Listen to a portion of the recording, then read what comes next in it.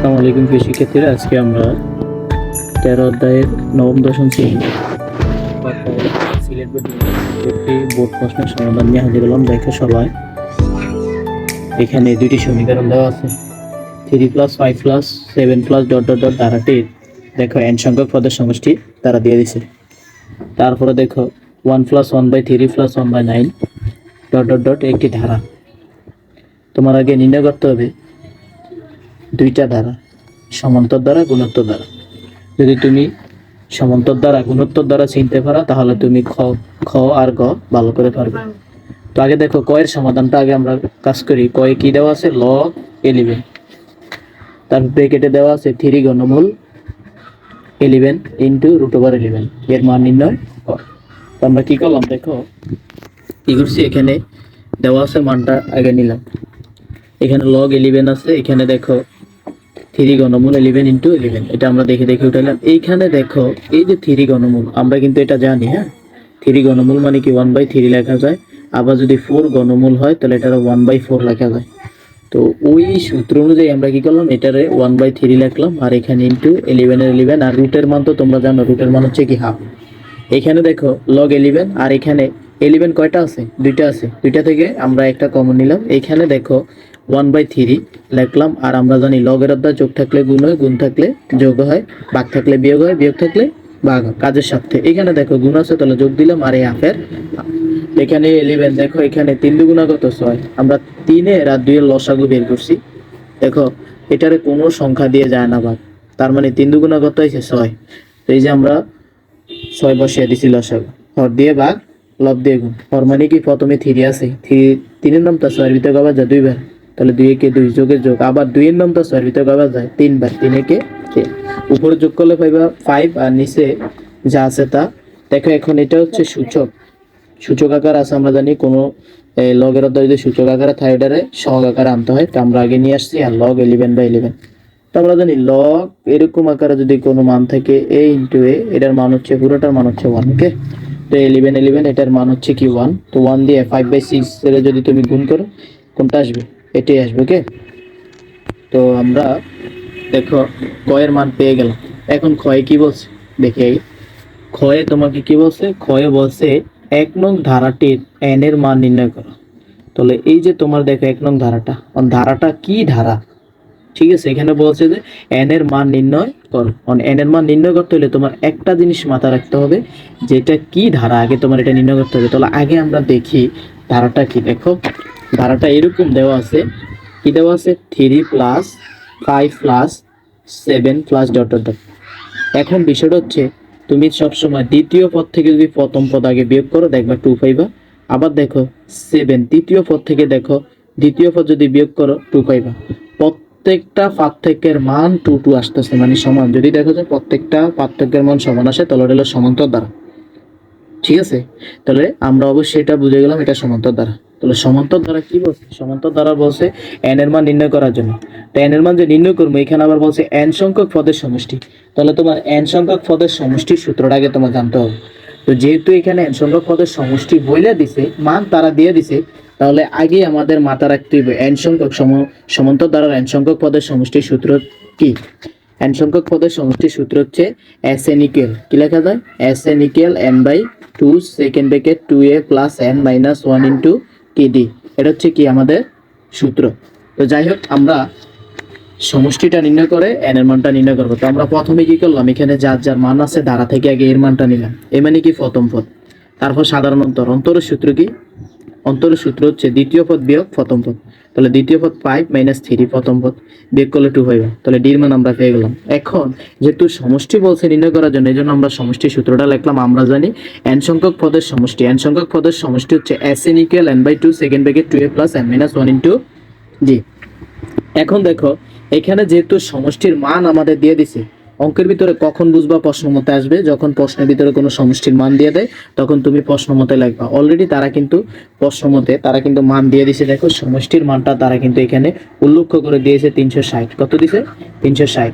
তো আমরা এখানে দেখো এই জন্য আমরা প্রশ্ন মতে লিখলাম। প্রশ্ন মতে কি আছে? n/2 2a plus n minus 1 into D, আর মানটা হচ্ছে কত? 360। ওকে, এবার দেখেন এই n/2 এর একটা মান আছে, এর মানটা বসাইলাম। তারপরে n মাইনাস ওয়ান ডির একটা মান পাইছি আমরা কত 2 পাইছি, ডির মানটা বসিয়ে দিলাম এখানে যা আছে তা। এখন দেখো 3 দুগুণা কত 6, আর এই 2 দিয়ে n এর গুণ করলে 2n মাইনাস 2a কে 2। এখন দেখো এই n/2 এখানে 6 থেকে 2 চলে গেলে 4 থাকে, তাহলে এই যে আগে আমরা লিখলাম 2n প্লাস 4 এখানে যা আছে তা। এখন দেখো এই দুইটার থেকে আবার 2 এর নামটা কমন নিছি আমরা, কয় নামটা 2 এর নামটা কমন নিলে এখানে n থাকে, আর 2 দুগুণা কত 4, তাহলে এই n এই 2 এ 2 কি যায় কাটা যায়, তাহলে n দিয়ে n এর গুণ করলে n স্কয়ার, আর n দিয়ে 2 এর গুণ করলে 2n, আর এটা আছে প্লাস, এই পাশে চলে আসলে কি থাকবে মাইনাস, তাহলে এটা এখানে কি থাকবে 0, কারণ এখানে কোনো মান নাই। এখন দেখো বিষয়টা এইখানে তোমার 360 আছে, তোমার বিষয়টা হচ্ছে 360 এর এরকম ভাবে তুমি এখানে মিডল টার্ম করতে হবে যে তোমার এই যে 360 এর এরকম ভাবে ভাঙবা, দুইটা মান পাবা, ওই দুইটা মানের যোগ করে যদি 2n হয় 2 মিলাইবা, আর যদি বিয়োগ করে হয় তাহলে তুমি মিলাইবা। কারণ বিষয়টা কি, বিষয়টা হচ্ছে এখানে তোমার মিলাই দেব, আমরা এখানে লিখছি 20n মাইনাস 18n, তার মানে 20টা n থেকে যদি 18n চলে যায় তাহলে 2n থাকে মিলাই আছে।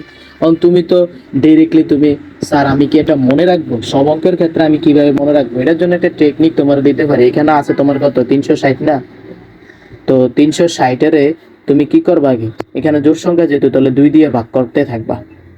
তো তোমার ক্যালকুলেটরে আগে কি করতে দিব, 2 দ্বারা আগে মানটা ভাগ করবা, তাহলে 360 এর যদি তুমি কি করো ভাগ করো, তাহলে 300 ভাগ 360 ভাগ দিতে হবে কত 360 ভাগ কত 2,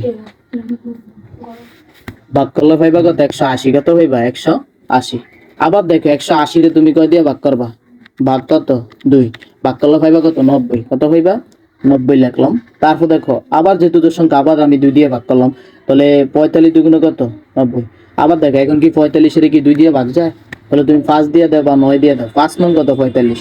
কারণ বিষয়টা হচ্ছে দেখো এরকম ভাবে তোমার এই জিনিসটা মিলাইতে হবে যে তোমার যে সংখ্যাগুলো পাইবা 2n মিলাইতে হবে, মানে 2 মিলাইতে হবে। তাহলে দেখো এরকম যদি আমি এরকম মিলাই 2 দুগুণে 4, 4 দুগুণে 8, আর 5 নং কত 45, তাহলে 45 থেকে 8 গেলে মিলে না, 2 কি মিলে, তাহলে অন্যভাবে ট্রাই করতে হবে। 2 দুগুণে কত 4, আর দেখো 4 এই যে 2 দুগুণে কত 4, 4 দুগুণে কত 8, 8 দুগুণে 16, 5 8 40 হয় না, তাহলে আমরা এইভাবে দেখো এই 9 এর আবার ভাঙতে হবে। 3 তিরিকা কত বলো তো 9, তাহলে এখন মিলাও দেখো তো 2 দুগুণে 4, 4 দুগুণে কত 8, 3 8 24, আর 3 5 15, 24 থেকে 15 গেলে 2 থাকে না, ঠিক আছে। তা আমরা যদি এইভাবে মিলাই দেখো তো 3 তিরিকা 9, 3 তিরিকা কত 9, 9 দুগুণে কত 18, 9 দুগুণে কত 18 আমরা ঠিক রাখলাম, আর বাকি থাকে কি 5, তাহলে 5 দুগুণে 10, 10 দুগুণে কত 20, তাহলে 20 থেকে যদি 18 জায়গায় কত থাকে 2n, মানে তোমার ততক্ষণ পর্যন্ত তোমার কাঙ্ক্ষিত রেজাল্ট 2 না আসা পর্যন্ত তুমি ট্রাই করতে থাকবা। এরকম দুই একটা প্র্যাকটিস করলে বাকিগুলো তোমার হয়ে যাবে। তো আমরা এখানে দেখিয়ে দিলাম দেখো, তাহলে আমরা 20n যেহেতু এটা আমার 2n মিলাতে হবে, তাহলে 2n 20n মাইনাস 18n, ঠিক আছে। তো এখানে 20টা থেকে 18টা চলে গেলে কটা থাকে 2টা মিলে গেছে। এখন তোমার কমন নিতে হবে, এখানে যেহেতু n আছে এখানে n, 2টা n থেকে দেখো একটা n কমন নিলাম, এখানে n থাকে n প্লাস 20 থাকে, আর মাইনাস দোনোটার ভিতরে 18 নামটা কমন নেই, তাহলে এখানে n প্লাস কি থাকবে 20, ঠিক আছে। তাহলে দুইটা ব্র্যাকেট থেকে একটা আসবে, আর আছে n মাইনাস 18, ওকে। তাহলে একটা দেখো এরকম যদি কোনো মান আসে, দুইটার মান যদি 0 আসে তাহলে একটা হয় আর একটা কি অথবা।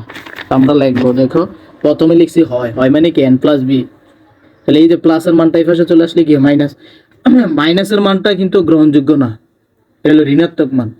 তো অথবা আমরা আরেকটা মান পাইছি n মাইনাস 18, তাহলে দেখো এটা হলো কি মাইনাস, এই পাশে আসলে প্লাস হয়ে যায়, ওকে।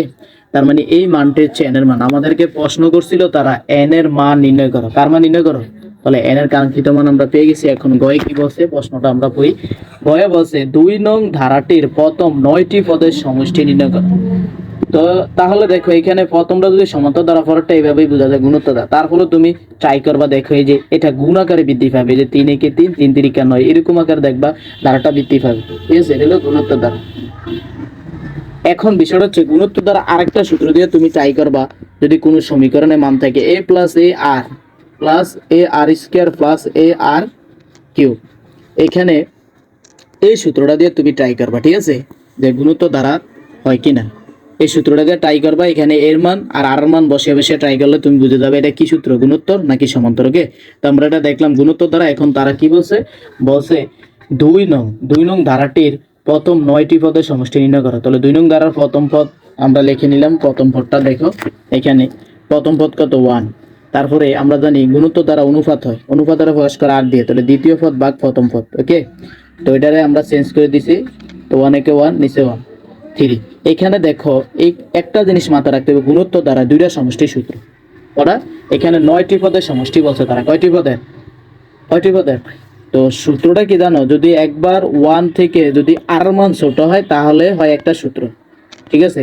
আর যদি 1 থেকে আর মান বড় হয় তাহলে আরেকটা সূত্র হয়। কখন কোন সূত্রটা হবে এটা তোমার মাথায় রাখার জন্য একটা সহজ টেকনিক আছে। টেকনিকটা হচ্ছে, একটা হচ্ছে তোমার a into 1 minus R to the power n by 1 minus R. এটা কখনো জানো, যখন 1 বড় হয়, মানে আর মান ছোট হয় আর 1 বড় হয়। আর যখন a into R to the power n minus 1 by R minus 1, এটা কখনো জানো, যখন আর বড় হয় আর 1 কি হয়, ছোট হয়। যখন আর মান বড় হইব তখন আর আগে হইব, এটা হলো টেকনিক। আর যখন 1 এর মান বড় হইব তখন 1 আগে আসবে, ঠিক আছে? তো এখানে যেহেতু আর এর মান ছোট 1 এর মান বড়, এই জন্য আমরা এই সূত্রটা লিখছি। n সংখ্যক পদের গুণোত্তর দ্বারা সূত্রটা হচ্ছে a into 1 minus R to the power n by 1 minus কি আর। তো অলরেডি আমাদের 9টি পদের সমষ্টি চাইছে, তাহলে 9টি পদের সমষ্টি, তার মানে এই যে দেখো এই জায়গায় এর মান আমরা বসিয়ে দিছি 1 এ 1, আর হচ্ছে এখানে দেখো আর এর মান বসিয়ে দিছি 1/3, উপরে কত 9, ঠিক আছে? আর নিচে 1, আর আর জায়গায় আর এর মান বসিয়ে দিছি এই 1 1, ঠিক আছে? এখানে দেখো এই -1 তারপর মাইনাস, তারপরে এখানে 1 এর যদি আমি পার করি 9 দিয়ে তাহলে 1 এ আসবে, আর 3 এর সাথে আমরা পার করে দিলাম। এখানে অনেকে 3 এর উপরে পার দিলে যে মানটা আসে ওইভাবে করে, এটা অনেক বড় হয়ে যায়, আমরা এই জন্য এইভাবে করলাম সিম্পলি। এখানে 3 এখানে এরকম একটা লসাগু করতে হবে, দেখো এখানে হর নাই, তাহলে এরকম যত ভগ্নাংশের যোগ থাকবে বিয়োগ থাকবে এইভাবে করবা। 3 এর 3 আগে বসিয়ে দিবা, আর হদ দিয়ে বা লব দিয়ে গুণ। এখানে যেহেতু হর নাই তাহলে এই হদ দিয়া এই লবের গুণ করে দিবা, 3 একে 3 আর মাইনাস উপরে লব 1। এখন আমাদের যে কাজটা করতে হবে, নিচে ছিল 3 আর উপরে 3 থেকে যদি দুই জায়গায় তাহলে এক জায়গায় তাহলে থাকে কত 3, আর উপরে 1 আর যা আছে তা। এখন এটারে তুমি চেঞ্জ করে দিতে হবে, তো 1 এর কোনো ভ্যালু নাই, এটা যা আছে তা আমরা লিখে দিলাম। আর এই 3 কই যাবে, যদি আমরা চেঞ্জ করে দিই, এটা মানে কি ভাগ থাকলে গুণ হয়ে যায়, তাহলে 3 উপরে যাবে নিচে 2, তো এটা আমরা সাজিয়ে লিখে দিয়েছি। এটাই হচ্ছে আমাদের 9টি পদের সমষ্টি। ওকে, সবাই ভালো থাকবেন।